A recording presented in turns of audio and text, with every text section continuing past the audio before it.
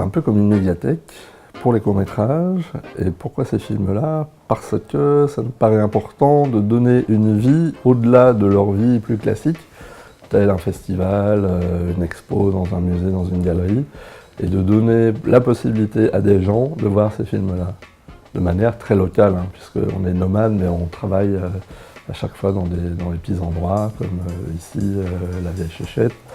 En ce moment, on travaille au Point Culture, mais ça regroupe à chaque fois des populations qui sont entre 15 et 80 personnes. Donc là, on parle de courts-métrages un peu atypiques, peu de fiction, mais du documentaire, des films d'artistes,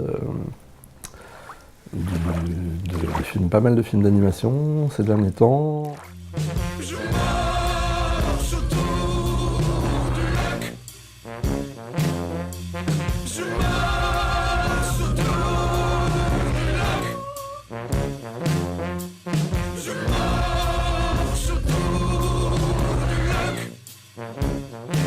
Je me laisse promener, mon humour rue dans les mollets, avec le bout de mes chaussures, je leur fais des bleus dans le pli. C'est pas simplement de la réception d'images comme dans un bête cinéma, quoi. Il y a moyen de discuter entre copains, discuter avec des gens que tu ne connais pas, d'aller voir des réalisateurs, ça au maximum quand c'est possible. Et avec nos petits moyens, on essaye d'avoir aussi des artistes qui sont présents, des auteurs quoi, qui viennent, ce qui est le cas pour les séances publiques du Courbouillon.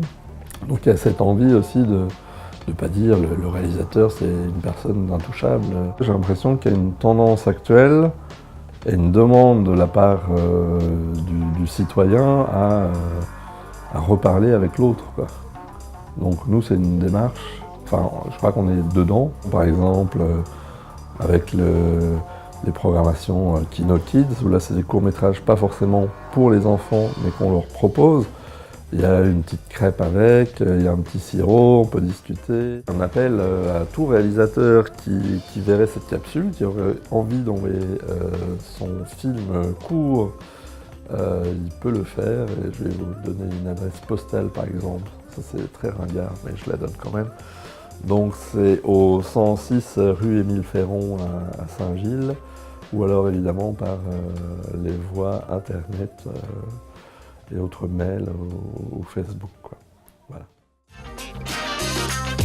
Les cinéastes ont besoin qu'on s'intéresse à eux, vous le savez.